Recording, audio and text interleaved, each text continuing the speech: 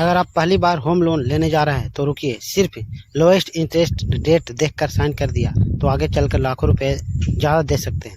आज मैं आपको 4 ऐसी चीज़ें बताऊंगा जिन पर ध्यान देकर आप अपने होम लोन की टोटल कॉस्ट को ज़बरदस्त तरीके से कम कर सकते हैं। प्रैक्टिकल, आसान और एकदम कारगर।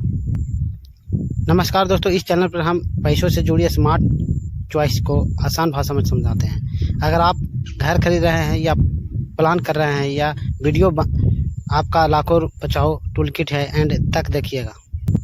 मैं एक बोनस टिप भी शेयर करूंगा जो बैंक अक्सर नहीं बताते हैं। वीडियो पसंद आए तो लाइक सब्सक्राइब कीजिएगा और ऐसे ही और स्मार्ट फाइनेंस वीडियो के लिए बेल आइकन दबाइए।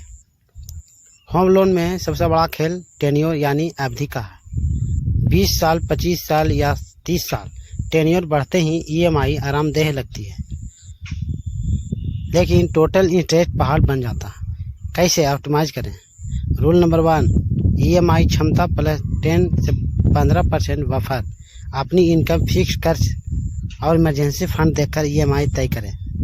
थोड़ी स्ट्रेच करें बट सेफ रहें। नंबर 2, छोटी अवधि बड़े फायदे। जितना छोटा टेन्योर होगा उतना कम इंटरेस्ट देंगे। अगर 25 से 30 साल और 20 से 22 साल में चुना है तो थोड़ी हाई EMI के साथ 20 से 22 साल चुनना लंबे समय में बेहद फायदेमंद रहता है। रूल नंबर 3 है स्टेप अप मेंटलिटी। सैलरी बढ़ने पर साल में 1 से 2 बार पार्ट पेमेंट करके टेन्योर घटाते रहें। EMI वही रखिए, अवधि घटाइए, इंटरेस्ट की बचत मैक्सिमम होगी। रियलिटी चेक कीजिए। कम EMI का लालच बहुत कम होता है, पर होम लोन कम EMI का नहीं होता। कम कुल लागत का गेम होता है।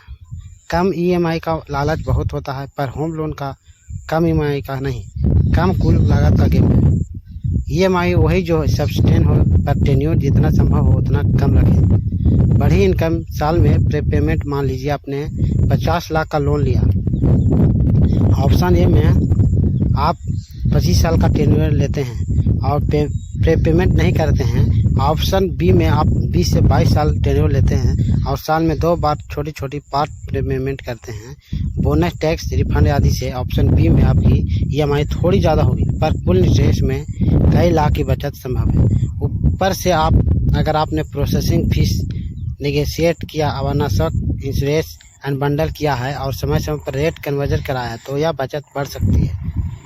हर केस अलग अलग, यानी इनकम, खर्च, प्रॉपर्टी स्टेज और बैंक पॉलिसी के हिसाब से इसलिए टर्म शीट ध्यान में से पढ़ें और लिखित कन्फर्म लें। तो दोस्तों, ऐसे ही वीडियो के लिए हमारे चैनल को सब्सक्राइब करें और वीडियो को लाइक जरूर करें। मिलते हैं अगले टॉपिक के साथ, तब तक के लिए।